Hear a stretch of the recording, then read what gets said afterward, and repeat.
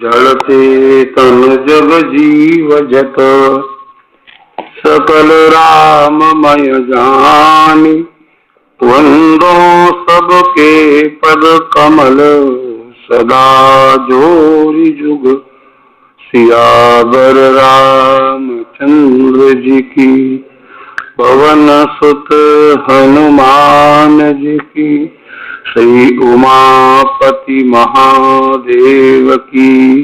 श्री राधावर कृष्ण चंद्र की। बोलो भाई सब संतन की।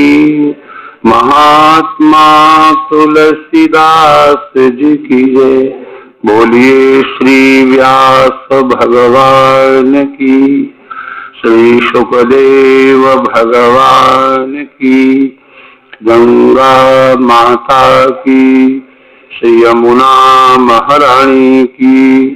बोलिए श्री वृंदावन बिहारी लाल की। गोविंद जय जय गोपाल जय जय।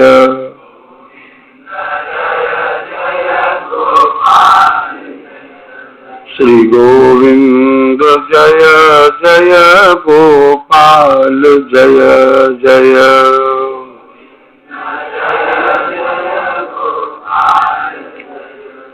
श्री राधा रमण हरि गोविंद जय जय। राधा रमण हरि गोविंद। श्री राधा रमण हरि गोविंद जय जय। राधा गोविंद बोलो हरि गोपाल बोलो।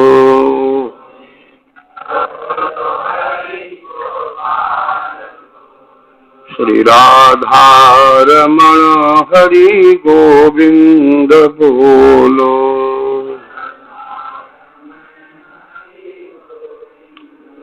गोविंद जय जय गोपाल जय जय। गोविंद श्री राधा रमण हरि गोविंद जय जय। राधा बोलिए श्री बांके बिहारी लाल की जय जय। श्री राधे श्याम।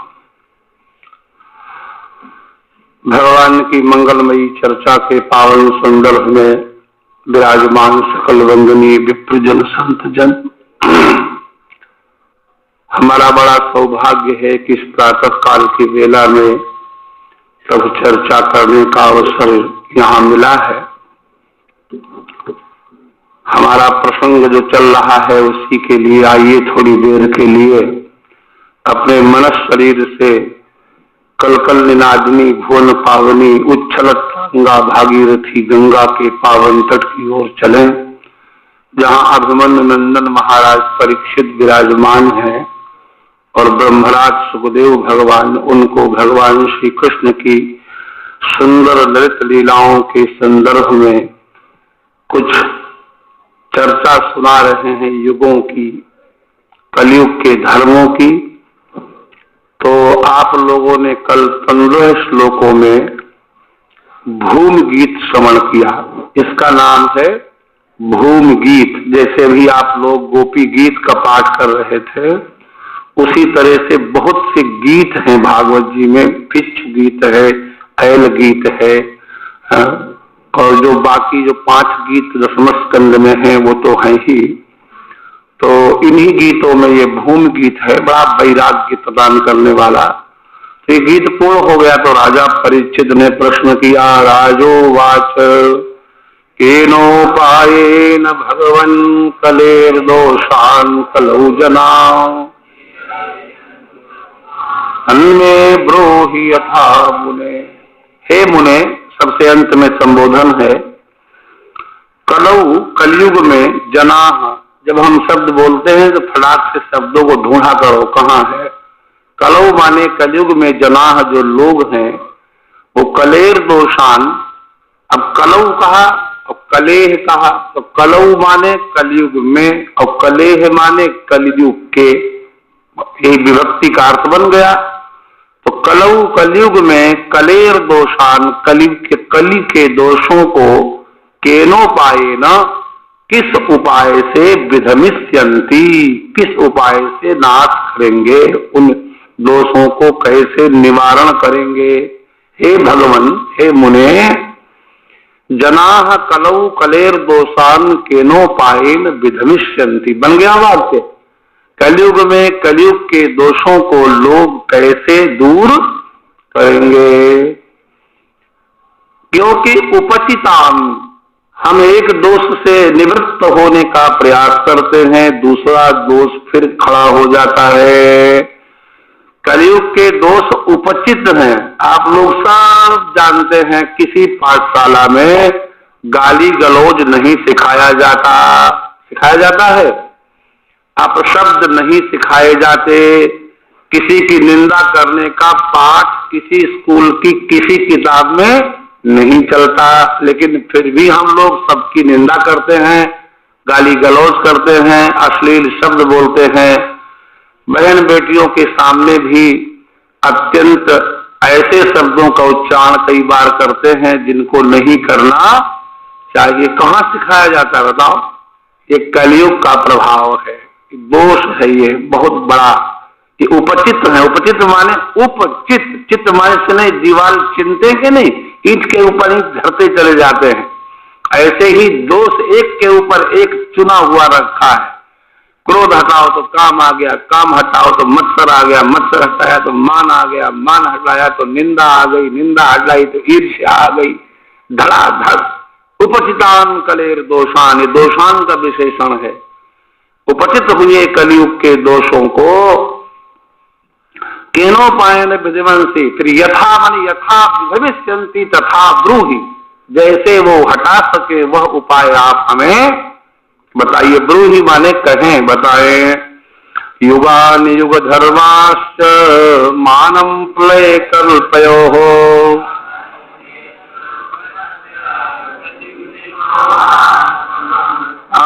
अब युगान युग बताओ, युग धर्माश्च युग के धर्म बताओ, और प्रलय का स्वरूप बताओ, और कल्प का मान बताओ। कल्प कहते हैं ब्रह्मा के एक दिन को, पहले भी शायद सुन चुके हो। कल्प किसे कहते हैं? और ब्रह्मा का एक दिन कितना बड़ा होता है? हाँ, सहस्र युग पर्यंतम ब्रह्मणो दिन मुच्यते, 17,28,000 वर्ष का सतयुग, 12,96,000 वर्ष का त्रेता, 8,64,000 वर्ष का द्वापर और 4,32,000 वर्ष का कलयुग। अगर इन मानों को आप रटना चाहें तो 4,32,000 याद रखो केवल। इसका दूना द्वापर, इसका तिगुना त्रेता, इसका चौगुना सतयुग। ये एक एक पाद बढ़ता जाता है, ये इसके रटने की प्रक्रिया है। कितना याद रखना है? 4 लाख। अब इसका दूना कर दो तो 4 दूनी 8, 32 दूनी 64, 8,64,000 का हो गया। हाँ, अब इसका तिगुना कर दो तो 32 तिया 96 और 4 तिया 12, 12,96,000 का त्रेता। अंडरस्टूड? बस इसी तरह से इसको कर लो। अब ये चारों युग जब 1000 टाइम्स घूम जाएंगे तब समझो एक ब्रह्मा का दिन होगा, उसी को कल्प कहते हैं। तो कह रहे हैं कि हमको ये भी आप बताइए कि कल्पस्य मानम किम, मान माने नाप, परिमाण क्या है? और प्रलय, तो प्रलय का तो मान नहीं होता, प्रलय का अंडरस्टूड करना पड़ेगा। अपने प्रलयस्य स्वरूपम किम और कल्पस्य मानम किम, प्रलय का स्वरूप बताइए और कल्प का मान माने नाप बताओ कितना होता है। कालस्येश्वर रूपस्य गतिम विष्णु महात्मनः, और ईश्वर रूप रूपस्य कालस्य, ये काल रूप जो है, देखो काल और कोई नहीं है। 11वें अध्याय में गीता जी में अर्जुन से पूछा कृष्ण ने, हु आर यू, आप कौन हैं? तो भगवान कहते हैं कालोस्मि लोकक्षयकृत प्रवृद्धो लोकान् समाहर्तुमिह प्रवृत्तः। अर्जुन मैं काल हूं। क्या हूं मैं? 11वें स्कंद के प्रथम अध्याय का अंतिम श्लोक है कि जब उनको शाप हो गया कि मूसल से तुम्हारे कुल का नाश हो जाएगा, तो वहां श्लोक है अंतिम पंक्ति, कर्तुम नैच्छद विप्रशापम काल रूप्यन्वमोदत। भगवान चाहते तो ब्राह्मणों के शाप को मिथ्या कर सकते थे, लेकिन वो खुद भी काल रूप है, इसलिए उन्होंने उस शाप का अनुमोदन कर दिया। ठीक रहा, ऐसे ये मरेंगे नालायक, और किसी तरह से मरने वाले नहीं है, इनको इंद्र भी नहीं मार सकता। तो काल रूप है भगवान। रामायण में भगवान कहते काल रूप तिन कहा मैं भ्राता शुभ अरु। हाँ, ये लड़का रामायण का पाठ बहुत करता है, बहुत बढ़िया, very good, I am very please to you.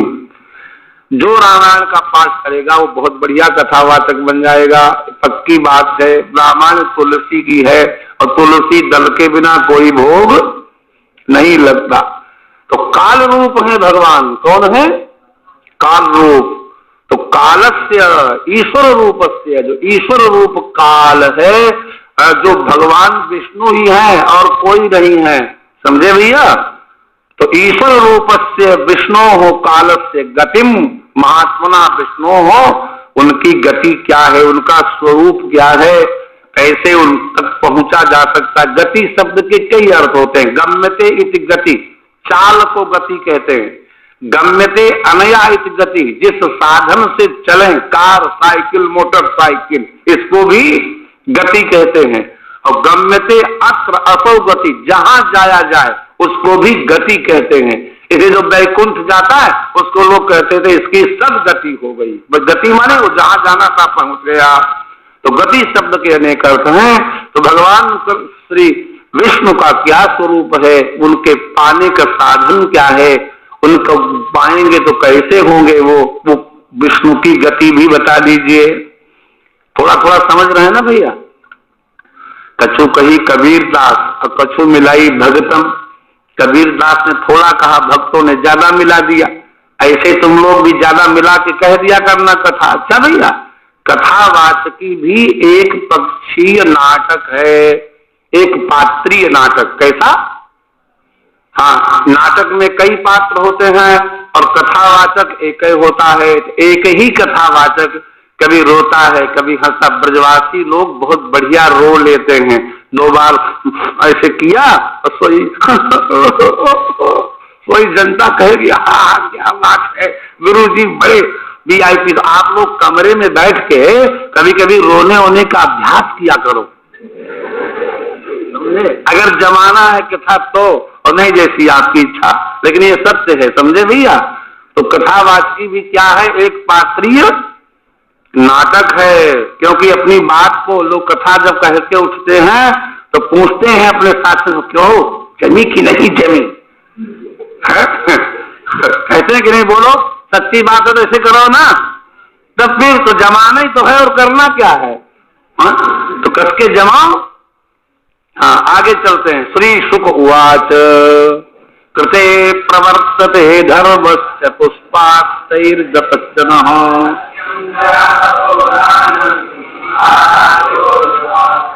अब देखो, कृते माने कृतयुग में धर्म चतुष्पादई प्रवर्तते।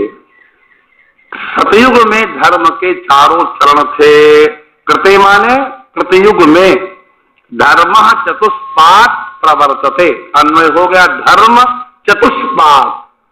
4 पादः यस्य असौ चतुष्पाद। 4 हैं चरण जिसके, उसे क्या कहेंगे? हाँ, तो पद शब्द चूंकि हलंत भी है और अदंत भी है, तो चतुष्पादः भी कह सकते हैं। क्या कह सकते हैं? और यहां चतुष्पाद कह दिया कि पद्दन्नो हर्ष, ऐसा एक सूत्र है, अगर व्याकरण आप लोग पढ़े हो तो उसमें पाद को पद आदेश हो जाता है, इसलिए यहां पद आदेश हो गया है। तो चतुष्पाद माने 4 चरणों वाला, पात माने चरणों वाला। चा तई ही जनई ही धृतः, और सभी लोग, तई जनई माने तत्कालीन नहीं लोकई, उस समय में जो लोग होते थे वो चारों चरणों के धर्म को धारण करते थे। धृतः, वो चरण कौन कौन से हैं? सत्यम, दया, तपः और दानम इति पादाः विभोर नप। विभो माने भगवान तो व्यापक हैं, सर्व समर्थ हैं। तो सर्व समर्थ, क्योंकि धर्म तो भगवान का स्वरूप है। क्या है? हाँ, धर्मो रामो विग्रहवान धर्म, तो धर्म है। तो विभोह माने धर्म रूप धारिणः ईश्वरस्य एव इदम स्वरूपम, धर्म रूप धारण करने वाले ईश्वर ही तो काल हैं, वही युग हैं। तो ये विभोह माने भगवान का स्वरूप है। उस भगवत स्वरूप कृतयुग में धर्म के 4 चरण थे, सत्य, दया, तप और दान। उस समय लोग कैसे थे? संतुष्टा करुणा मैत्रा शांता दांता तितिक्षवः।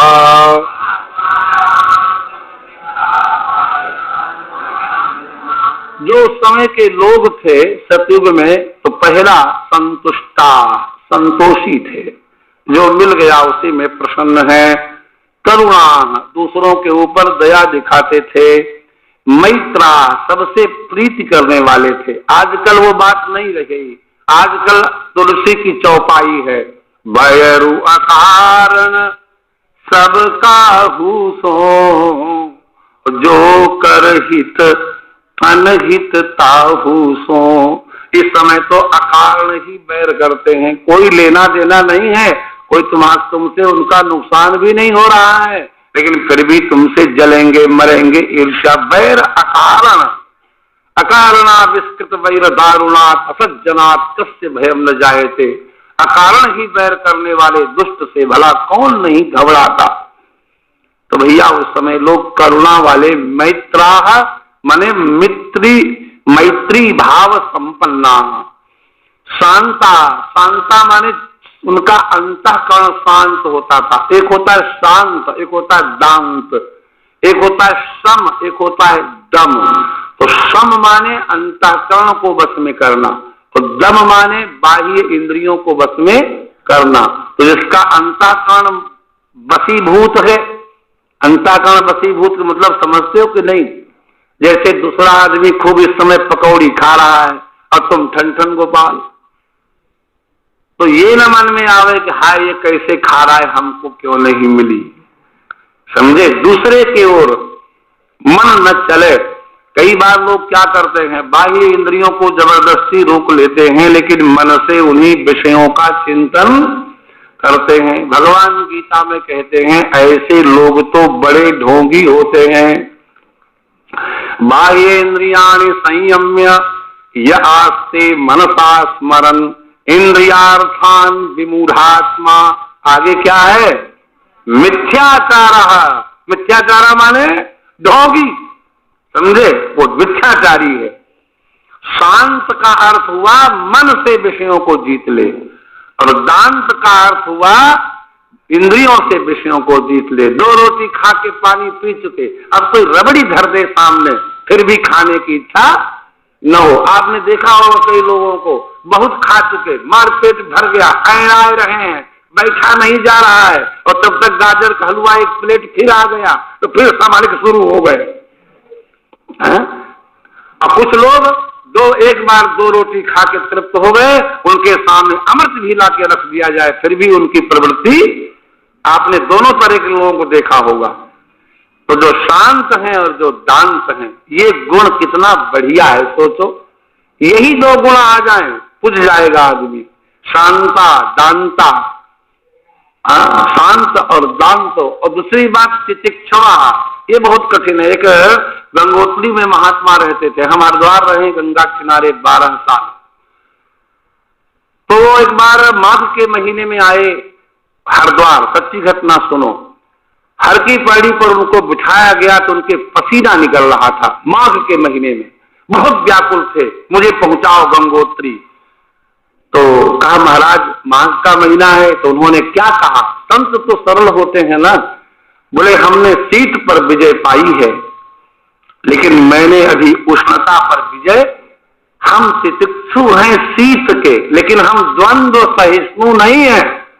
द्वंद्व सहिष्णु वो होता है जो शीत को भी सह जाए और गर्मी को भी सह जाए। नहीं समझे हैं?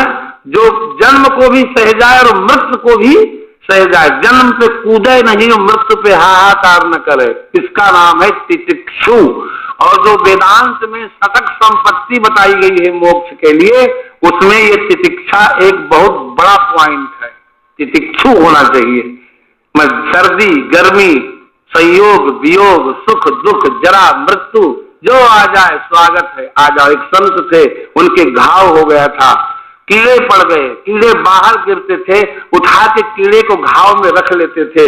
ले अपना हिस्सा तू खा ले, काहे को जा रहा है, जो तू आ ही गया हमारे पास तो भाग क्यों रहा है। ये सच्चे संत ऐसा तितिक्षु हो जाए। ये कब हो सकते हैं ऐसे लोग? सतयुग में। लेकिन ऐसा मत समझना कि कलयुग में बिल्कुल नहीं हो सकते।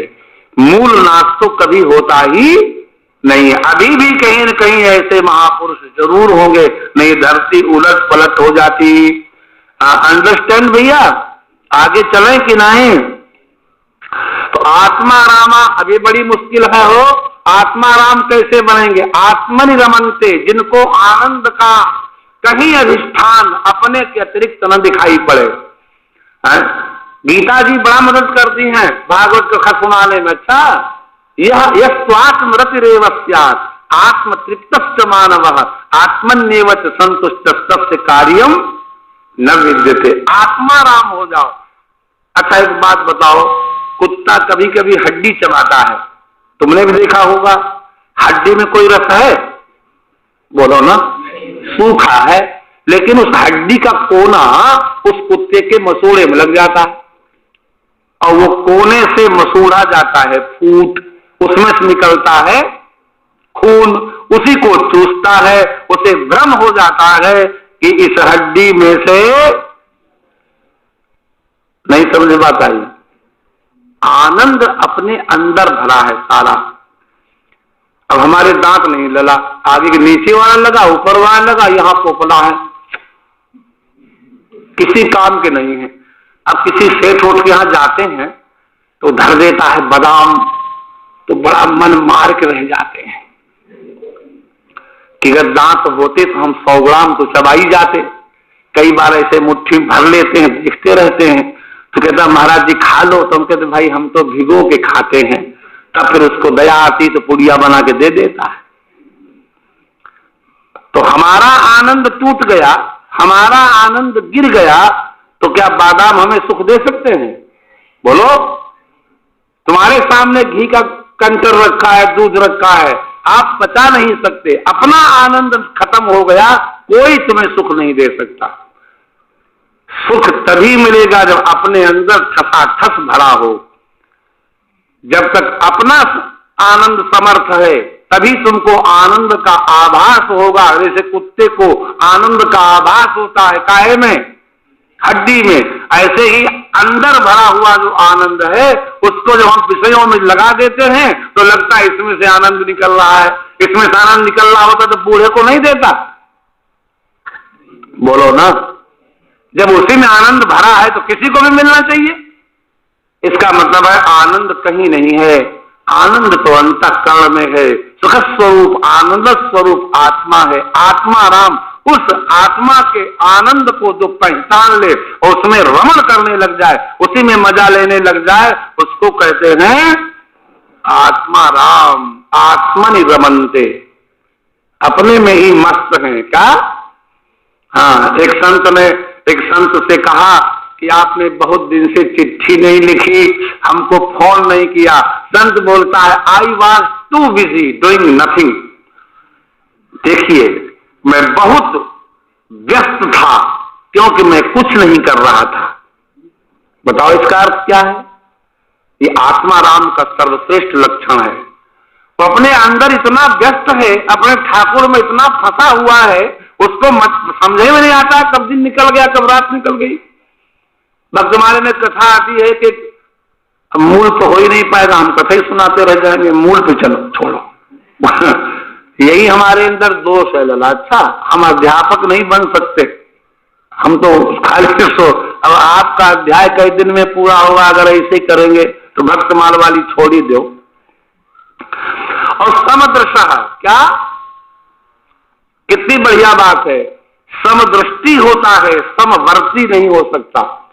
जो लोग कहते हैं तुम समान हो जाओ, अपने ही अंग में कुछ ऐसी इंद्रियां हैं जिनको छू करके हम लोग हाथ धोते हैं, बोलो राधे राधे, तो क्या हम आप उनसे घृणा करते हैं? उनमें फोड़ा हो जाएगा हम दवाई नहीं करेंगे? साधवः पंडिताः समदर्शिनः, समदृष्टि हुआ करती है, समवर्ती नहीं हुआ करता, समान व्यवहार नहीं हुआ करता। अगर जो है बढ़िया संदल का या इत्र का या क्योड़े का या हिना का फाहा कोई आपको दे, रुई में डुबो के नहीं देते हैं क्या चीज, इत्र वगैरह है, अब तुम उसको नाक में लगाओगे और जिह्वा कहे हमको नहीं दिया, जिह्वा को खिलाओगे? क्यों? तो समदृष्टि नहीं हुई। अरे समदृष्टि ही होती है, समवर्ती नहीं हो सकता। नहीं समझे बात है? टोपा बढ़िया अगर दान में मिल जाए तो कानों पे लगाओगे कि आंखों पे, कि नाक में बांधोगे कि हाथों में बांधोगे? अरे जिसकी जो चीज है उसको मिलेगी। इसलिए समदृष्टि होती है, समवर्ती नहीं हो सकता। एक रात बस में हम जा रहे थे, एक सज्जन बोले पंडित जी हो, हम क्या लोग ऐसे ही कहते हैं। बोले तुम वो शूद्र था, बोले हमारे संग जो है भोजन कर सकते हो? तो मैंने कहा भैया हमने दाल संग भोजन किया, सब्जी संग भोजन किया, नमक संग भोजन किया, तुम्हारे संग कैसे करेंगे? हमने कहा जैसा प्रश्न करे वैसे उत्तर। अरे बोले हमारा ये मतलब नहीं है। बोले फिर? बोले एक ही थाली में बैठ करके हम तुम खा सकते हो? हम कहे एक थाली कितनी बड़ी होगी, कटोरी रखेंगे कि दाल रखेंगे कि सब्जी रखेंगे, कि तुम बैठोगे कि हम बैठेंगे? एक थाली में कैसे बैठ जाएंगे? उसने सोचा ये पागल है, समझे, बच गई जान। अरे ये नहीं हो सकता भाई, समदृष्टि हो सकती लेकिन समवर्ती नहीं हो सकता। समदृशः और प्रायशः श्रमणा, कितना सुंदर है, प्रायशः श्रमणा का अर्थ यही है विद्यावताम भागवते परीक्षा। श्रमण जैन साधु को भी कहते हैं, but there is no any this type of संदर्भ जिसको कहेंगे। यहाँ जैन साधु कहाँ पे आया बोलो? तो यहाँ श्रमणा का अर्थ है धर्मार्थे श्रमम कुर्वाणा, यही अर्थ है इसका। श्रमणा माने धर्म के लिए ही श्रम करते थे लोग। काहे के लिए? हाँ, धर्म के लिए श्रम करने वाले हुआ करते थे, ये सदु के लोग थे। त्रेतायाम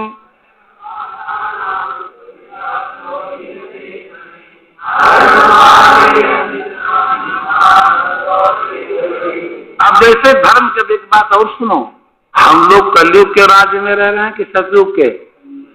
तो जब तुम लोग कहते हो अधर्म का नाश हो तो कलयुग मार चिल्ला जाता है, अच्छा लोगे हमारे राज्य में अधर्म का नाश बोलोगे? अभी हम तुझको पटकते हैं ले चल के। हाँ, अरे जिसके राज्य में रहे कम से कम ऊपर से तो उसकी हाँ करो। हाँ, जब बोलते हो धर्म का नाश हो, धर्म की जय हो, कलयुग को बड़ा क्रोध आता है कि हमारे राज्य में रह रहा है और हमारा ही विरोध कर रहा है। तो दुर्योधन ने क्या कहा था विदुर से? खाता हमारा है क्या? हाँ, और तस्मिन प्रतीप परकृत्य आस्ते निर्वास्यता मास पुरा श्वसाना, खाता है मेरा और बजाता है पांडवों की, निकालो इसको यहां से। तो तृतीय स्कंद का पहला अध्याय बहुत बढ़िया है। कथा तो भागवत की सब भरी पड़ी है रस से, संगीत की जरूरत थोड़े है। अगर मूल श्लोक आप बोल करके और बढ़िया अर्थ करते चले जाएं, उसी में आदमी रम जाएगा। जैसे आपको 1 घंटा पता नहीं लगता, ऐसे 2 घंटा निकल जाएगा, 2 घंटा कथा होती है, 2 घंटा सुबह 2 घंटा शाम। और वो जो चेला लोग ले जाते हो 5-5 संगीत वाले और उनको 6-6 हजार रुपया देते हो, वो सब रुपया तुमको मिलेंगे, पर जजमान तो नहीं देगा भाई। तय करके तो जाते हो ज्यादातर, बता देता है भैया हम 11,000 देंगे, 31,000 देंगे, 51,000 देंगे। अब बोलो 51,000 भी देंगे और कह दे चढ़ौती हम सब ले लेंगे, तुमको सूखे 51,000 पकड़ा देंगे। और तुम ले गए 3 पंडित या 2, कम से कम तो 2 पंडित ले जाओगे, और 3 संगीत वाले, तो कितने हो गए 5, और कम से कम कितना दोगे? आजकल तो 7,000 मांगते हैं, हाँ? तो 6500 तो दोगे, 6100 दोगे, 5100 तो दोगे, तो 25 निकल गए, 5,000 किराए में निकल गए, तुमको क्या मिला? 20,000 तो मिले। इसलिए किसी को न ले जाओ। एक पंडित रखो पाठ के लिए, मूल, समझे भैया, मूल पाठ जरूर कराओ। तो जैसे धर्म के 4 चरण हैं, ऐसे ही अधर्म का भी पूरा काफिला है, उसके भी 4 चेला हैं। कौन कौन है? अनर्थ, हिंसा, असंतोष और विग्रह। मिल गया कि नहीं? क्या? अधर्म पादई ही, अधर्म के पैर हैं 4। अनर्थ माने झूठ, हिंसा माने दूसरे को मारना, है कि नहीं भैया, और असंतोष और विग्रह माने लड़ाई झगड़ा करना। तो त्रेता में झूठ, हिंसा, असंतोष माने तृष्णा और विग्रह, इन 4 अधर्म को चरणों के द्वारा, जो ऊपर के 4 चरण से सत्य, दया, तप और दान, उनका तुर्यांश शनैः हीयते, उनका चतुर्थ भाग माने 12-12 आना रह गए, वो सत्य, दया, तप और दान। और त्रेता आते आते 54 ये घुस गई। कौन सी? अनर्थ घुस गया। क्या? जहां सत्य था वहां कौन बैठ गया खसका के? जैसे कम रेल में भीड़ होती कि नहीं, तो कहते खसको जरा, और तुम घुस जाते हो उसी में। ऐसे आया सत्य, जहां बैठा था जम करके, वहीं आ गया झूठ, असत्य, और सत्य से बोला किल्ली मार के हट, और खुद बैठ गया। पूरा नहीं बैठ पाया, शुरू में आधा लटक के बैठना पड़ता है। ये तो अनुभव की बात है ना। ऐसे ही जब त्रेता में आया ये असत्य, तो सत्य को थोड़ा किलिया के जरा हट्टी का, और द्वापर आते आते आधा टिक जाएगा, और कलयुग आते आते 3/4 में हो जाएगा, और बाद में कहेगा चल, नहीं समझे बात?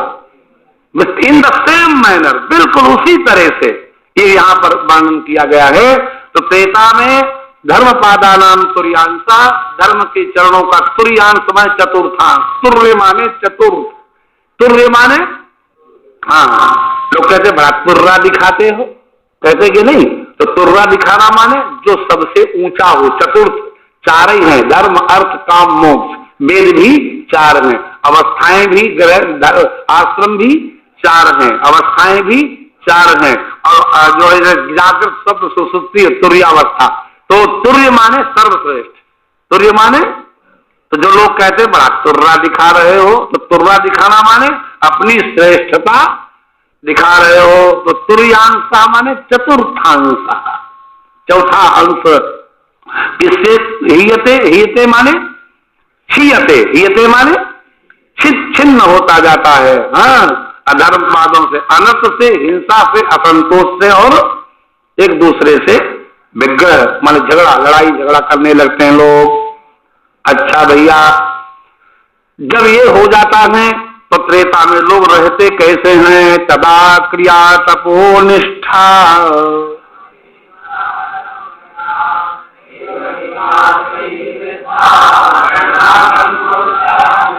नृपा माने हे राजन, हे परीक्षित, उस समय वर्णा ब्रह्मोत्तरा, उस समय वर्णों में ब्राह्मणों की ही प्रधानता होती है। ब्रह्मोत्तरा माने ब्राह्मणा प्रधाना ये सुते, ब्रह्मोत्तरा माने ब्राह्मण प्रधान होते हैं उस समय वर्णों में प्रायः। और त्रैवर्ग का मोक्ष के प्रति नहीं उनकी इच्छा रहती है, लेकिन धर्म अर्थ काम के प्रति इच्छा रहती है, उसी में लगे रहते हैं। और त्रैवृद्धा, और त्रयी माने वेदक त्रयी, ऋग यजुः साम, ये 3 वेद हैं। अथर्व वेद तो बाद में कहते हैं संकलित किया गया। तो त्रैवृद्धा माने ऋग्वेद, यजुर्वेद और साम वेद का प्रायः खूब प्रसार होता रहता है। उस समय लोग क्रियाएं करते हैं, माने कर्मकांड करते हैं, तपस्या करते हैं, ज्यादा हिंसा नहीं करते। और लंपट माने दूसरे के पदार्थों के प्रति उनके मुख में पानी नहीं आता, वो लंपट नहीं होते, वो ज्यादा दूसरे की चीजों को लुलवाते नहीं है, उनके मुंह में पानी नहीं भरता, वो बढ़िया लोग होते हैं। इसलिए ये युग बढ़िया ही किया जाएगा। तो क्रिया में निपुण है, तप में निपुण है, हिंसक नहीं है, अति लंपट नहीं है, धर्म अर्थ काम में निष्ठा है। और वेदत्रयी माने 3 वेदों के पारायण करने वाले हैं, और ब्राह्मण ही जिनमें ज्यादा प्रधान है, ऐसा समय रहता है। तपः सत्य हिंसा तुष्ट्यान तद्वेषैर्, आ गया वही बात। हाँ, उसके बाद तप, सत्य, दया और दान, वही चारों चरण चल रहे हैं सतयुग वाले। उनमें से द्वापरे अर्धम ह्रसति, द्वापर में आधा, उसने आधा खसका दिया, चलो दबो, समझे, आधा खसक गया। अर्धम ह्रसति माने आधा कम हो गया। तब किससे खत्म हो गया? तो वही हिंसा से, अतुष्टि, वही असंतोष से, अनर्थ से और द्वेष से। वही चारों हैं कि नहीं पहले वाले, अनर्थ, हिंसा, असंतोष और विग्रह। तो जहां उसको विग्रह का, वहां यहां जो है द्वेष कह दिया, बात वही है। अधर्म के इन 4 लक्षणों से जो धर्म के 4 लक्षण हैं वो आधे आधे कम हो जाते हैं। सरल है बिल्कुल। यशस्विनो महाशीला,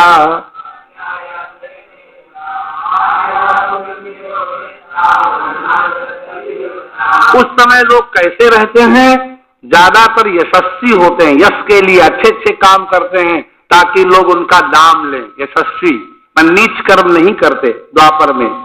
महाशीला, बड़े शीलवान होते हैं, ये धक्का मार करके आगे नहीं निकलते। बूढ़ा आदमी है तो उसको निकल जाने देते हैं, शीलवान होते हैं। स्वाध्याय और अध्ययन में रत रहते हैं। स्वाध्यायाध्ययने रताः, वो वेदाध्ययन में, अरे यहां 2 शब्द दे दिए, एक स्वाध्याय दिया और एक अध्ययन दिया, नहीं समझे? तो आप लोग जो पाठ कर रहे थे भी वेद स्तुति का, ये अध्ययन कर रहे थे। और एकांत में बैठ करके जब इसके अर्थ को लगाओगे कि इसका अर्थ ये बताया गया था, इसका अर्थ ये बताया गया था, इसका और नहीं समझ में आया, टीका देखेंगे, इसको स्वाध्याय कहेंगे। तो गुरु सखा साथ पठनम अध्ययनम, और स्वयं एवं शास्त्र विचार स्वाध्याय, ये इसका अंतर है। स्वयं शास्त्र का विचार करो, इसको क्या कहेंगे? स्वाध्याय। और गुरु के पास बैठ करके शास्त्र लगाओ, इसको क्या कहेंगे? अध्ययन। तो लोग स्वाध्याय और अध्ययन में रत रहते थे। आढ्या, कोई दरिद्र नहीं होता था, आढ्य माने धनी होते थे। कुटुंबिना, ऐसा थोड़ा कि लड़के बच्चे न हो, भगवत कृपा से खूब कुटुंब होता था। हृष्टा, बड़े प्रसन्न रहते थे। और जो वर्ण थे उसमें क्षत्रिय और ब्राह्मणों की प्रधानता रहती थी। देखो बिल्कुल ठीक है। अब द्वापर में द्रोणाचार्य की भी चलती है थोड़ी बहुत, और क्या नाम जो है दुर्योधन की भी चलती है। तो वहां क्षत्रिय और ब्राह्मण प्रधान थे, समझे? अगर ब्राह्मण प्रधान उस समय न होते तो द्रौपदी का प्राकट्य ही नहीं होता। द्रौपदी का जन्म कैसे हुआ है कथा जानते हो कि नहीं?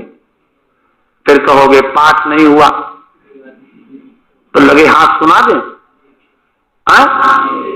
देखो भाई, आजकल हाथ उठाने का जमाना है, समझे?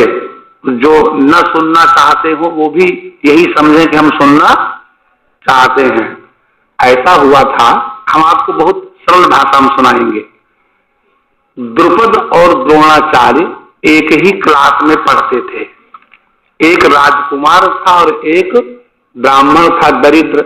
जब पढ़ाई पूरी हो गई तो द्रुपद ने द्रोण से कहा कि हम राजकुमार हैं, कभी आप हमारे यहां आना। समझ गए बात? द्रुपद का विवाह हो गया, राजा बन गए। द्रोणाचार्य का विवाह हो गया, कृपि के साथ वो पंडित जी बन गए। दरिद्र थे, दरिद्र माने ऐसा नहीं था जो अवगुणी थे, उसमें ब्राह्मण पैसे के लिए नहीं पढ़ाता था। यदर्था लाभ संतुष्ट रहते थे, सुदामा जी की तरह कोई दे गया तो खा लिया, नहीं भूखे रह गए। नौकरी करते नहीं थे, खेती करते नहीं थे, कर्मकांड करते नहीं थे, स्वाध्याय लगे रहते थे।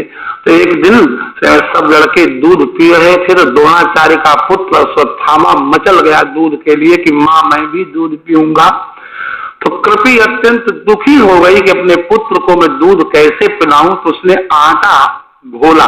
देखिए उस जमाने की बात बता रहा हूं। आटा घोल करके उसको छान के अपने पुत्र को दे दिया, बोले ले बेटा तू भी दूध पी ले। तो उसने आटे का पानी पी लिया, आटा का पानी थोड़ा इधर लटक गया और नाचने लगा कि मैंने भी दूध पिया, मैंने भी दूध पिया। ये दशा देख करके द्रोणाचार्य के हृदय से आंसू निकल पड़े कि हाय धिक्कार है मेरी विद्या को, जो मेरा पुत्र एक है और उसको भी हम थोड़ा सा दूध नहीं पिला सकते, क्या करें कहां जाएं। तो उनको द्रुपद की याद आ गई। द्रुपद कौन थे? उनके मित्र थे।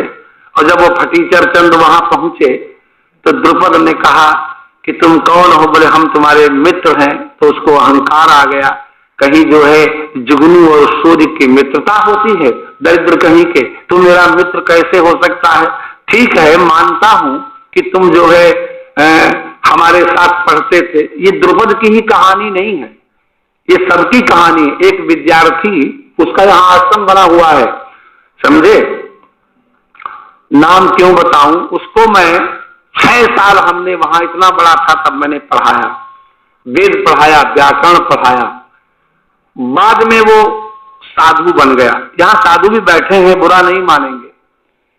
तो एक दिन जो है मैं भी आ रहा था पंजाब से, वो बड़ा महंत बन गया। तो पहले हम गुरु जी से प्रणाम करता था, बाद में कहा जब देखा तो पहले तो उसने पहचानने का मतलब जो है ये सोचा कि यही कह दे कि हमने पहचाना ही नहीं। आप बताओ जो विद्यार्थी बचपन से 6 साल तक एक ही गुरु के पास पढ़ा हो, उसको पहचानेगा नहीं? ये पहचानेगा? सोचो। तो उसने पहले तो पहचानने से इनकार कर दिया, क्योंकि उसके भगत साथ में थे। अगर वो पहचानेगा तो हाथ न जोड़ेगा तो कम से कम कुछ तो कहेगा, राधे राधे तो करेगा। तो मैंने कहा भाई आत्मानंद, अरे नाम निकल गया मुंह से, राम राम। मैंने कहा भाई तू पहचाना, हम तो वही भाषा बोले। तो जब कहा तू पहचाना नहीं तो झट से इस केबिन से उस केबिन की ओर भाग गया। फिर उनके जो साथी थे मेरे पास आए, बोले आप कैसे इनका नाम में महाराज जी का ले रहे थे? अरे हम कहे तुम्हारे महाराज जी होंगे, हमारा तो विद्यार्थी है। तो जाके यही कहा कि तो कह रहे हैं विद्यार्थी। तो क्या कहता है? हाँ ये भी पढ़ाते थे उसी स्कूल में जहां हम पढ़ते थे। बहुत कठिन है, समझे? शिवकर्ण गुरु जी जो आप लोगों को पढ़ाते हैं वो कहते हैं कि एक यहाँ यही वृंदावन में एक महंत हैं, पहले दंडवत प्रणाम करते थे, बाद में गुरु जी कहने लगे ऐसे करने लगे, फिर आचार्य जी कहने लगे, अब पांडे जी कहते हैं। बोले थोड़े दिन बाद शिवकर्ण जी कहेंगे। वो तो महापुरुष जो होते हैं उनमें ही भवंती नम्रा सर्व फलोद्गमयी, वो जो वृक्ष होते हैं दूसरे को छाया देते हैं, उनमें जब फल लगता तो वही झुकते हैं। नवाम्बुभिर दूर विलंबिनो घना, मेघ जो है जो सबको तृप्त करता वही नीचे आता है जब भर जाता है पानी से। इसी तरह जो महापुरुष होते हैं वही दे सकते हैं आदर। द्रुपद ने भी आदर द्रोणाचार्य को नहीं दिया और कहा तुम भीख अगर मांगने आए हो तो एक गाय हम तुमको दे सकते हैं। द्रोणाचार्य बड़े खिन्न हो गए, गाय भी नहीं ली, चले आए। लेकिन कहा कि पत्नी बच्चों को क्या मुंह दिखाएं जाके दरिद्र। तो वहां से जाके हस्तिनापुर पहुंच गए और वहां पर बैठे थे पेड़ के नीचे बड़े दुखी। तब तक एक कौरव पांडव बड़े छोटे छोटे थे, मैं जल्दी जल्दी सुना रहा हूँ। एक गेंद खेल रहे थे, खेलते खेलते गेंद इनकी कुएं में गिर गई। जब गेंद गिर गई तो बेचारे निकाल नहीं पा रहे थे। बच्चों को देख के इनका मन थोड़ा प्रसन्न हुआ, पास में आए। बोले तुम कैसे धनुर्धर हो? छोटी छोटी धनुइयां थी इनके पास जो अपना गेंद नहीं निकाल सकते। बोले बाबा क्या तुम निकाल सकते हो? बोले हाँ। तो उनकी जो धनुष थे, उन्होंने द्रोणाचार्य तो शुद्ध ब्राह्मण से हमेशा कुशा और कांस मुट्ठी में रखते थे, उसी में से सीख निकाली और निकाल कर उसको ब्रह्मास्त्र से आयोजित करके यूं फेंक दिया कुएं में, तो जाकर के वो सीख उस गेंद में छिद गई। दूसरी सीख मारी तो सीख के ऊपरी हिस्से में छिद गई, तीसरी मारी तो उसके हिस्से में छिद गई, और ऐसे छिदते छिदते पूरी रस्सी बन गई। खींच करके गेंद निकाल के बच्चों को दे दी। बच्चे आतंकित हो गए, हो ये विद्या, तो खेलना भूल गए, सीधे पितामह भीष्म के पास पहुंचे। मैंने एक ऐसा पंडित देखा है चमत्कारी, उन्होंने हुलिया पूछी, वो जान गए कि यह विद्या द्रोण के अतिरिक्त और किसी के पास है ही नहीं। दौड़ करके पितामह भीष्म आए और उन्होंने जो है प्रणाम पूर्वक उनको अपने राज्य में ले गए, उनको बड़ा राजसी आवास दिया और कहा हमारे बच्चों को शिक्षा दो। जब शिक्षा देने लगे तो बहुत जल्दी कह रहा हूं शिक्षा प्राप्त हो गई। कहा जाओ तुम्हारी पूर्ण हुई, तो सब विद्यार्थियों का गुरुजी दक्षिणा, तो कहा दक्षिणा दोगे? बोले हाँ। बोले द्रुपद को जीवित ही अपनी जो युद्ध विद्या से पकड़ के अगर ले आओ हमारे पास जीवित, तो हम समझेंगे तुमने हमको दक्षिणा। तो पहले तो दुर्योधन आदि गए, वो मारे गए, वो नहीं जीत पाए। फिर पांडव गए, बड़ा सुंदर वहां वर्णन है, और उनको पशु की तरह बांध करके द्रोण के सामने डाल दिया और कहा कि यही है आपकी दक्षिणा गुरुजी। द्रोण ने कहा खोल दो इसको, खोल दिया। देखो ये क्या कहा, उस समय भी जिस दिन उनका अपमान किया गया था, द्रोणाचार्य चाहते तो धनुष पर जोड़ी चढ़ा देते, तो उस समय भी द्रुपद का नाश करके वो सब कुछ ले सकते थे, इतना उनमें सामर्थ्य था। लेकिन उन्होंने अपनी उस विद्या का प्रयोग वहां नहीं किया, वो अपने चेलों से उनको मरवाना चाहते थे। और जब चेले ले आए तो द्रुपद खड़े हुए आंखें नीचे करके, बोले द्रुपद तुमने कहा था कि मित्रता बराबरी में होती है, इसे गंगा के पूर्वी हिस्से को हम तुम्हें छोड़ देते हैं तुम्हारे राज्य में, और पश्चिमी हिस्सा हम ले लेते हैं। ये फर्रुखाबाद के आगे जो ये कायमगंज और कमालगंज का इलाका है, यही वो जगह है, समझे? बोले आधे अब हम भी राजा हो गए और तुम भी राजा हो गए, अब तो हमारी तुम्हारी मित्रता हो सकती है। तो ये बहुत कड़वी बात थी। खैर द्रुपद को छोड़ दिया, उन्होंने चले गए, द्रुपद आधा राज छीन लिया द्रोणाचार्य ने।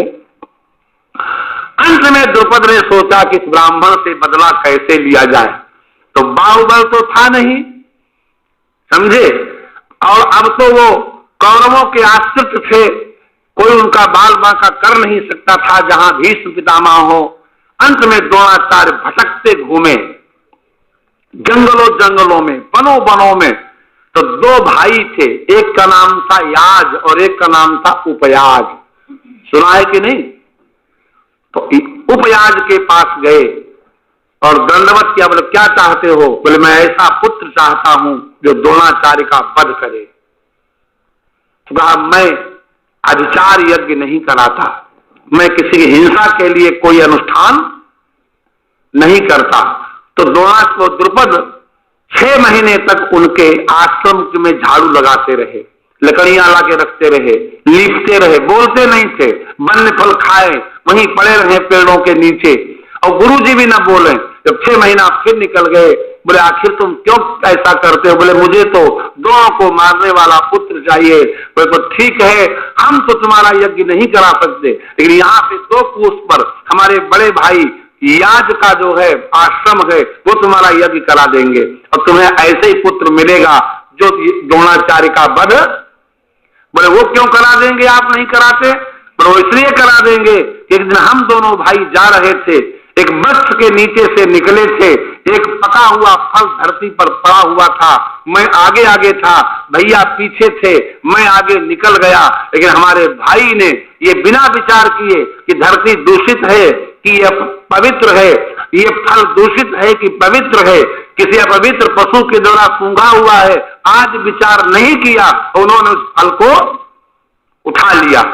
इससे मैं जानता हूं कि वो दक्षिणा लेते समय भी विचार नहीं करेंगे कि ये धर्म की है कि अधर्म की है, वो कुछ भी ग्रहण कर सकते हैं, लेकिन मैं नहीं कर सकता, भगा दिया।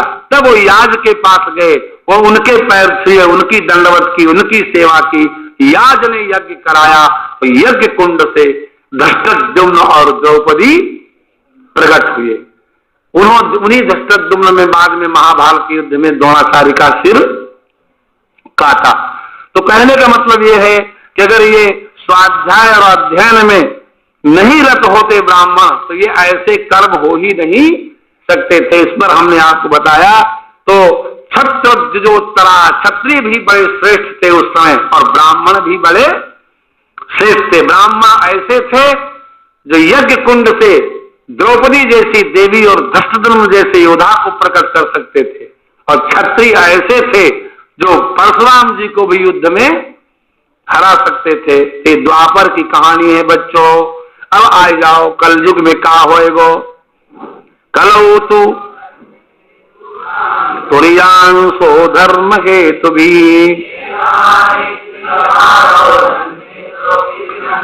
वही आ गया अधर्म हेतु भी। अधर्म के जो हेतु हैं, अधर्म के कौन हेतु? वही झूठ, हिंसा, संतोष और विग्रह, उनके द्वारा हे धर्म हेतु नाम, धर्म के जो चार चरण हैं वो एधमाने ही अधर्म हेतु भी, ये अधर्म के हेतु बढ़ते जाएंगे और वो क्षीयमाण हो जाएगा, अर्थात धीरे धीरे चौथे स्थान पर ही बचेगा और अंते सोपी विनश्यति, और बाद में धक्का देके वहां से भी उसको गिरा दिया जाएगा। माने बिल्कुल धर्म शेष ही नहीं रहेगा जब कलयुग घोर आ जाएगा। समझ गए ना भैया? कलौ तो कलयुग में तो धर्म हेतु मां धर्म पादानाम अधर्मान धर्म हेतु भी, बढ़ते हुए अधर्म के हेतुओं के द्वारा तुर्यांशः क्षीयमाणः, तुर्यांश माने जो चतुर्थांश बचा है वो भी क्षीण हो जाएगा और अंते सोपी विनश्यति, और अंत में वह भी नष्ट हो जाएगा। तब कैसे लोग होंगे? अब देख लो हमारी आपकी दशा। तस्मिन् लुब्धा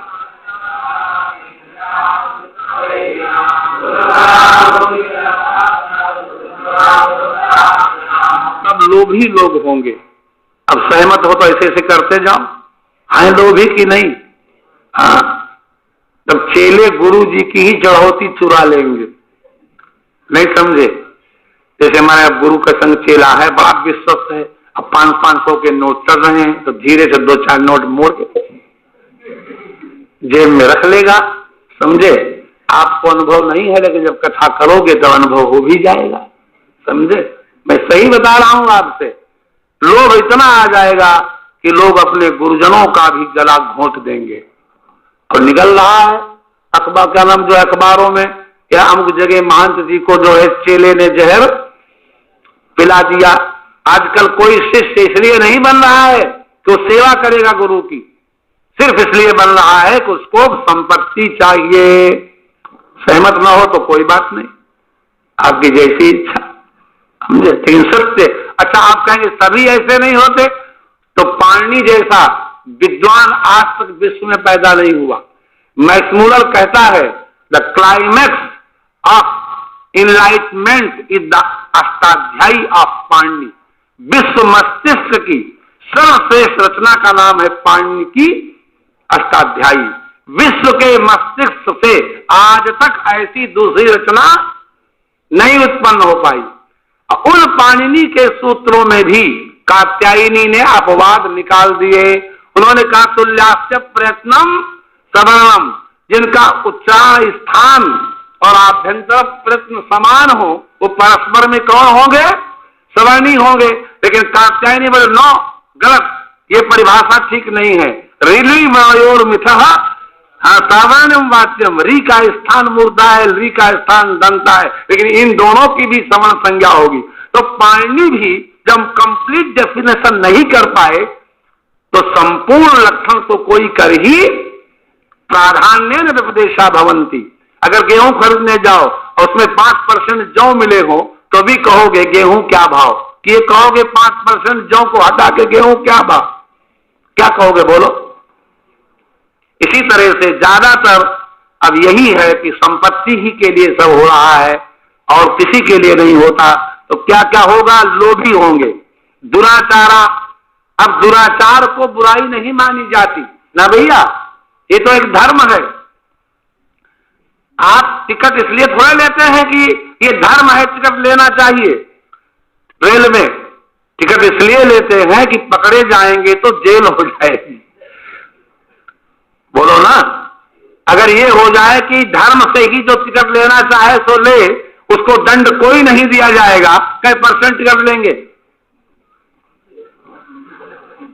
यही दुराचार है।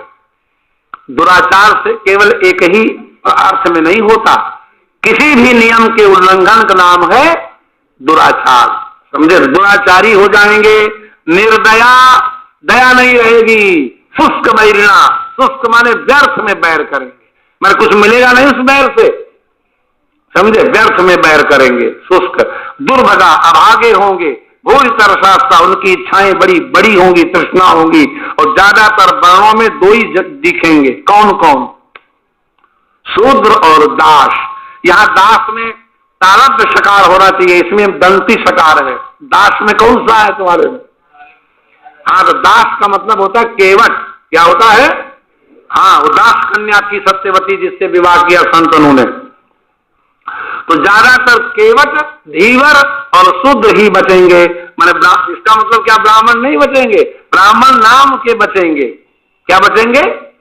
अच्छा, एक बात बताओ ईमानदारी से, एक ब्राह्मण और एक शूद्र दोनों एक ऑफिस में काम करते हैं, दोनों के लड़के बच्चे हैं, दोनों सवेरे उठेंगे, दूध लाएंगे अपने घर में, सब्जी लाएंगे, नहाएंगे धोएंगे, चाय पिएंगे, समझे? उसके बाद अपना टिफिन लेंगे, लेकर के दोनों एक ही बस में चढ़ के ऑफिस जाएंगे, लंच में एक ही मेज पर बैठ के खाएंगे, एक ही बाथरूम में राधे राधे करेंगे, एक ही जगह पर जो है लौटेंगे।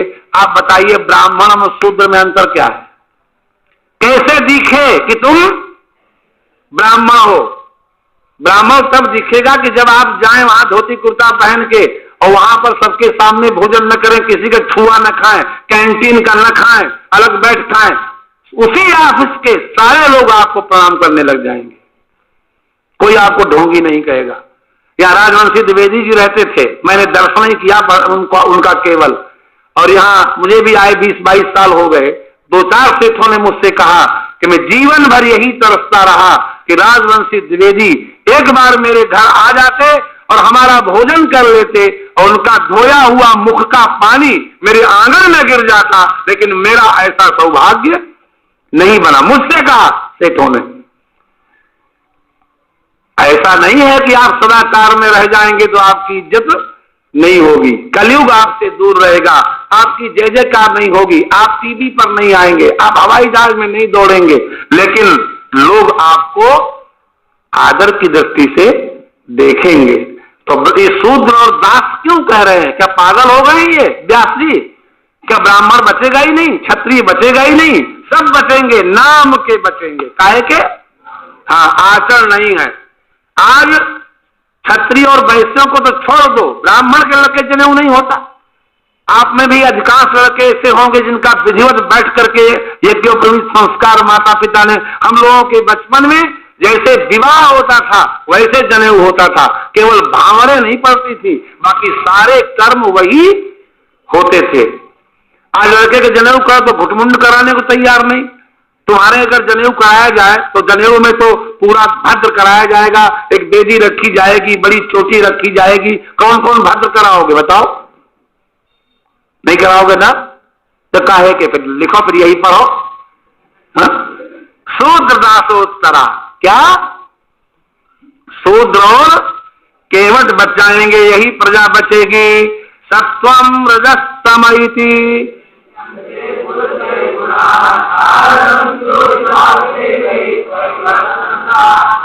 हाँ, सत्व, सत्व माने सत्व, रजह सत्व गुण, रजोगुण, तमोगुण, ये तीनों गुण कैसे हैं? बोले कि ये पुरुषे गुणाः दृश्यन्ते, पुरुष में परमात्मा के अधीन ये गुण हैं, और काल संचोदिता, काल से प्रेरित होकर के ते वही आत्मनि, वही आत्मा में माने प्राणियों में भी परिवर्तनते, परिवर्तनते माने फिरते रहते हैं।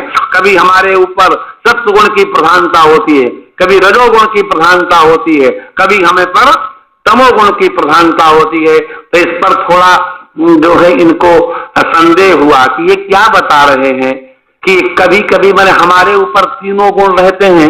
तो जब ऐसा कहा तो विषय को खोलने के लिए उन्होंने और स्पष्ट किया। भागवत शास्त्र है, ये पुराण नहीं है।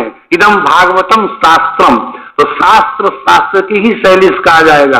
जब उन्होंने कहा कि सत्व रज तम ये तीनों गुण जीव में होते हैं और काल से प्रेरित होकर के परिवर्तन से, माने जैसे आपने देखा होगा कहीं कहीं चरख होता है, चरख माने बाल्टियों की एक माला होती है और वो यूं घूमते हैं, बैल घुमाते हैं तो बाल्टियां घूमती जाती हैं और पानी गिरता जाता है। ऐसा कहीं रहट देखा है पानी वाला? देखा है ना? तो जिन्होंने नहीं देखा है वो जिन्होंने देखा है उनसे पूछ लेना। नहीं समझे?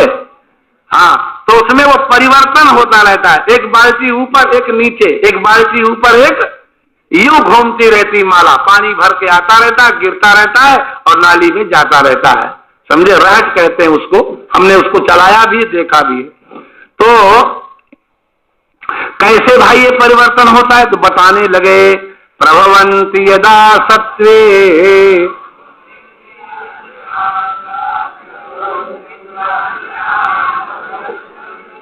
अब प्रातः काल आपने स्नान किया तो आपका जी होता है थोड़ा बैठ करके भगवान का भजन कर लें, कुछ पाठ कर लें। तो यदा मनोबुद्धि इंद्रियाणि, मन बुद्धि और इंद्रियां सत्वे प्रभवन्ति, सत्व गुण में प्रभाव करती हैं, विराजमान होती हैं, तो समझ लेना चाहिए कि हमारे अंतःकरण में कृतयुग आ गया। कौन आ गया? सतयुग आ गया। तदा कृतयुगम विद्या, कृतयुगम माने सतयुग आ गया। समझे? उस समय कहां मन रहेगा, किस चीज में रुचि होगी? ज्ञाने तपसी, ज्ञान पाने के लिए और तपस्या में रुचि बनेगी। तो जब आपकी ज्ञान में और तपस्या में रुचि हो तो समझ लेना कि आपके अंतःकरण में इस समय सतयुग प्रतिष्ठित है। अंडरस्टैंड? यदा कर्मसु काम्येषु भक्तिर्भवति देहिनाम। हाँ, और जब काम्येषु कर्मसु, काम्य कर्मों में, प्राणियों की रुचि सकाम कर्म में, माने हम अनुष्ठान करेंगे तो दक्षिणा मिल जाएगी, मकान बनेगा तो रहने को मिलेगा, कुआं खोदेंगे तो पानी पीने को, तो सकाम कर्म, काम्येषु कर्मसु माने सकाम कर्मों में, कामना की इच्छा से कर्मों में होती है। काम्येषु कर्मेषु भक्तिर्भवति, श्रद्धा होती है, रुचि होती है। देहिनाम सदा त्रेता, तो समझ लेना अंतःकरण में त्रेता आ गया। रजोवृत्ति ही, उस समय अंतःकरण में रजोगुणी चपलता होगी, माने बैठने का मन नहीं करेगा, उठ उठ के काम करने का मन करेगा। रजोवृत्ति इति जानी ही बुद्धिमन, हे बुद्धिमन, हे सदा सद्बुद्धि संपन्न परीक्षित, ऐसा जानो। और उसके बाद यदा लोभस्व संतोषो,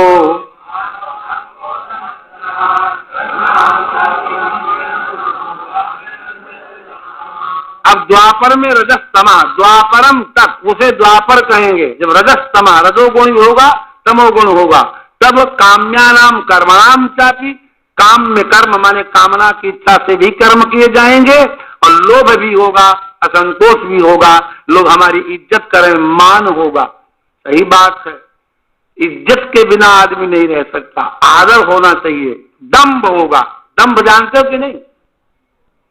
दंभ किसे कहते हैं बताऊं? कैसे किसे कहते हैं? जैसे कलकत्ता का सेठ आया 8 बजे, कौन आया?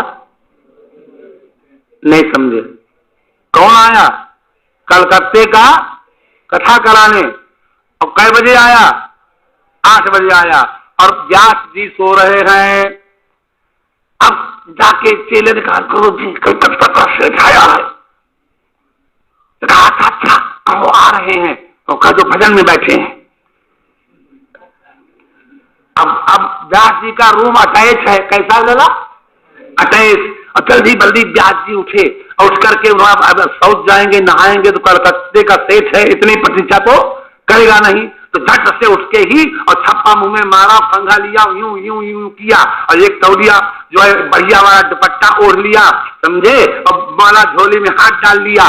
अब कहमत नया वाला पीला वाला नहीं, वही बनारस वाला, समझे, वही लगा करके और आ गए बाहर जहां सेठ बोल रहा थोड़ा माला पूरा नहीं हुआ था इसलिए देर हो रही, समझे?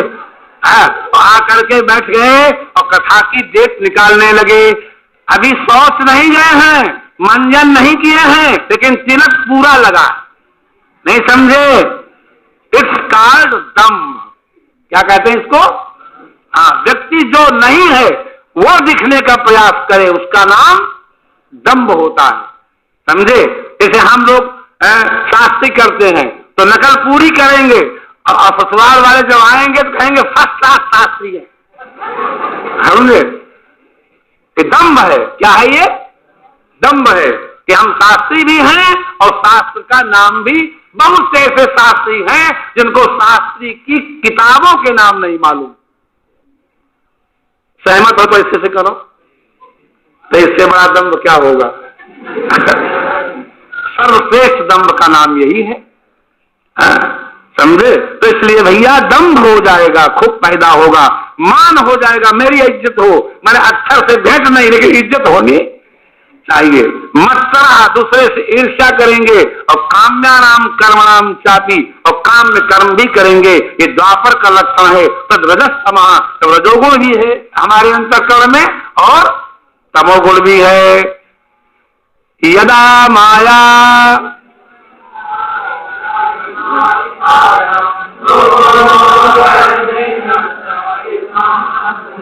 हाँ, और जब भैया हमेशा ही कपट रहे, माया ही, झूठा ही बोले 24 घंटा।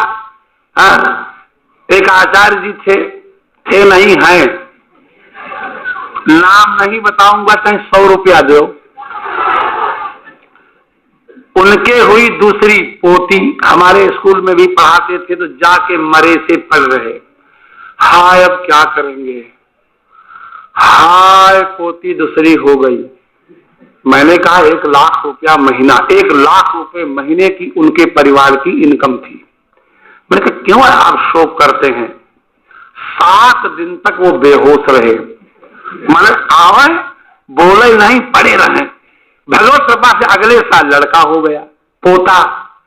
तो हमने कहा अब तो हंसो, तो बोले हंसे, तो हम कहा हंसो ना, अच्छा करो स्टाफ को तुम कुछ न खिलाओ, चाय पिला दो। तो उन्होंने कुर्ते में हाथ डाला और जेब निकाल के उल्टी करके यूं दिखा दी, निकाल दी बाहर, जो वो खरगोश के कान की तरह। अब कहा हमारे पास 1 पैसा ही नहीं है। अब बताइए आप, इससे बड़ी माया और झूठ क्या होगा? आदमी सब कुछ होते हुए भी कहेगा हम पे कुछ नहीं है। समझे? अंत वो झूठ बोलेगा। और चंद्रा जग रहे हैं, 4 बजे जग गए, अब भैया लपेटे पड़े हैं, उठने का नाम ही नहीं लेते, नहाए धोए कुछ पाठ करें। तो तंद्रा माने जगा हुआ व्यक्ति भी आलस्य में पड़ा रहेगा, उसको नाम है। और फिर जब तंद्रा में पड़े रहोगे तो गुनगुनी रजैया, तो फिर निद्रा आ जाएगी, है ना? हिंसा, लोगों को मार करके भी आगे बढ़े। 4 तरह के लोग होते हैं लला।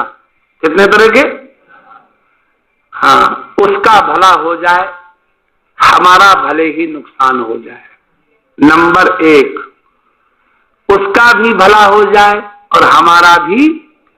नंबर, मेरा भला हो जाए, उसका भले ही नुकसान हो जाए। नंबर, हमारा भले ही नुकसान हो जाए लेकिन उसके घर में आग लगनी चाहिए। नहीं समझे? ऐसे ही लोग होते हैं हिंसक। यही लिखा, हिंसा, व्यर्थ में हिंसा करना, दूसरे का नाश हो जाए। जिम हिम उपल कृषि दली गरही, ओला गिरा ऊपर से, खुद भी नाश हो जाएगा, गल जाएगा, लेकिन गलने से पहले किसान की खेती को चौपट कर जाएगा। क्यों भैया? हाँ, इसलिए जो खल होते हैं वो ऐसे ही होते हैं। खल बंधन करही, खाल कढ़ाई विपत्ति सही मरही। एक होता है सन, पेड़ होता है, सड़ाता है उसको किसान, फिर उसकी खाल खींच लेता है, फिर रस्सी बचता है, और रस्सी बच के दूसरे को बांधा ही तो जाता है। तो सन इव खल पर बंधन करई, उखाल कढ़ाई विपत्ति सही मरई। ये करेंगे लोग कलयुग में हिंसा और विषादनम, हमेशा रोते रहेंगे। सब कुछ हो तो भी विषाद, हाय हाय कुछ नहीं, हाय नहीं मिलो, ये हुआ वो हुआ, रोते ही रहेंगे। शोक होगा, मोह होगा, भय होगा, दीनता होगी। हाँ, मेरे यहाँ एक, अब तो नहीं रहे तो कह सकते हैं, कॉलेज में एक सेठ आता था, तो वो कटपीस के कपड़े जो किसी काम के नहीं, जो किसी थान में नहीं जा सकते, बिक नहीं सकते, वो लाता था एक गठरी और विद्यार्थियों को बांटता था। तो हमारे यहाँ के जो पूर्व प्राचार्य थे, नाम उनको भी नहीं बताऊंगा, और जिनको उस समय, मैंने ये कथा हो गई करीब 15-20 साल पुरानी, उस समय भी उनको 20,000 रुपया महीना वेतन मिलता था, बड़े करोड़पति थे। तो जब वो सेठ आया तो अपना कुर्ता ऐसे खोला, हम तो तुम्हारा ही दियो पहने, ऐसे करके बड़ी लज्जा हमको आई। एक तो प्राचार्य, दूसरे धनपति, और तीसरे ये कूड़ा उठा के लाया है बचा हुआ, विद्यार्थियों को दीन समझकर देने। ऐसे दानी को 20 जूते मारने चाहिए, जो हमें दीन समझ करके हमें दान करे। दान लेने वाला कृपा करता है, दान देने वाला कृपा नहीं करता है। मजदूरी कर लीजिए, दैन्य किस बात का? अर्जुन से प्रतिज्ञा दे, न दैन्यम न पलायनम। अर्जुन की 2 ही प्रतिज्ञा थी, दीनता नहीं करेंगे और भागेंगे नहीं छोड़ करके मैदान। अरे मजदूरी कर लो, बढ़िया स्वेटर 200 रुपए का अभी भी मिल जाता है, बहुत बढ़िया, नहीं काम चलाओ, और 200 रुपया, 225 रुपया 6 घंटा मजदूरी करने से मिलता। ईंटें धो लो कहीं पर 6 घंटा, दीनता करने की क्या जरूरत? लेकिन ये कलयुग का दोष है, धन भी होगा तो भी लोग धनपतियों के सामने दैन्य करेंगे। ये सबसे दुर्गुण, सबसे बड़ा दुर्गुण कौन सा? दैन्य। समझे? कल ही ये कलयुग का लक्षण है। समझो हमारे अंदर जब ये दुर्गुण आ जाए, शोक आवे, मोह आवे, भय आवे, दैन्य आवे, हिंसा, निद्रा, तंद्रा, झूठ और कपट आवे, तो समझ लेना कलयुग आ गया हमारे ऊपर, तो तामसः और तमोगुण भी आ गया। यस्मात्, बस समाप्त कर रहे हैं। जब क्षुद्र दशा, बड़ी क्षुद्र दृष्टि हो जाए, मर्त्या मर धर्मा लोग अभागे। अब देखो कितनी बढ़िया बात है, इसको जम के पढ़ लो तो बहुत अच्छा लगेगा। आगे चरण में है वित्तहीना, आया कि नहीं? तो वित्तहीना को जोड़ो महासना से। वित्तहीन धन तो नहीं होगा, लेकिन उनकी भूख बहुत बढ़ जाएगी। वित्तहीना महासना, और कामिना का जोड़ो क्षुद्र भाग्य से। वो होंगे तो अभागे, लेकिन उनकी कामनाएं बहुत बढ़ी रहेंगी। कितना सुंदर पद रचना यहां पर की गई है कि क्षुद्र दृष्टि वाले होंगे, वो अभागे तो होंगे, लेकिन कामनाएं उनकी बहुत बढ़ी होंगी। वो बहुत खाने वाले तो होंगे, लेकिन वित्तहीन माने उनके पास धन नहीं होगा। स्वैरिण्य, और स्त्रियां स्वैरिण्य माने स्वेच्छाचारिणी हो जाएंगी, और असती ही, और अपने पतियों का आदर वो नहीं करेंगी। ऐसी स्त्रियां हो जाएंगी। दस्योत्कटा जनपदा वेदा पाखंड दूषिता। ज्यादातर दस्यु माने डाकू होंगे, जो वही उत्कृष्टा, जो डकैत होंगे उनको लोग मालाएं पहनाएंगे, जय हो माला, वो उत्कृष्ट माने जाएंगे। दस्युत्कृष्टा जनपदा, ऐसे जनपद होंगे। वेद कैसे होंगे? पाखंड दूषिता, वेद पाखंड से दूषित हो जाएंगे। ये कराने जाएंगे, खूब वेदी बनाएंगे, नाना प्रकार का जो है खूब रचना करेंगे, खूब सजाएंगे दुकान, लेकिन ये नहीं जानेंगे कि जो है कुशकंडिका कैसे कराई जाती है और पुण्यावाचन कैसे कराया जाता है। समझे? आज कर्मकांड भी लोग भूल गए। क्यों? यजमान कहता है पंडित जी कितना समय लगेगा, तो कहते जी 2 घंटा, बोले इतना समय तो नहीं, फिर हम नहीं करा पाएंगे, हमारी पत्नी को बिठा लो। तो सेठ पंडित सोचता है फिर नोट कौन चढ़ाएगा, तो कहता जितना तुम पे कितना टाइम, बोले जी 20 मिनट, बोले हम 15 मिनट करा देंगे। नहीं समझे? यही हो रहा है कि नहीं हो रहा? इसलिए वेद पाखंड से दूषित हो जाएंगे। कैसे हो जाएंगे? हाँ, वेद पाखंड से दूषित हो जाएंगे। राजानस्य प्रजा भक्षा, राजा जो है प्रजा का भक्षण करेंगे, रोज नए टैक्स लगाएंगे। शिष्णोदर पराद्विजा, और जो द्विज ब्राह्मण है वो दो ही इंद्रियों के अधीन हो जाएंगे, जननेन्द्रिय और जिह्वा, शिष्ण और उदर दो ही रहेंगे। शिष्णोदर पर जमपुर त्रासन, लोभई ओढ़न लोभई दासन, ऐसा हो जाए। शिष्णोदर पराद्विजा। अच्छा, अब समय आपका हो गया है तो आप जाएंगे शायद, क्योंकि प्रकरण तो अब तभी पूरा होगा जब ये अध्याय पूरा हो जाए ना लाला। तो क्या करें, अध्याय पूरा करें ना? नहीं करें, कल करेंगे। धीरे से बोलो राधे राधे। कृष्णाय वासुदेवाय प्रणताक्लेशनाशाय नमः। कल अष्टमी है, परसों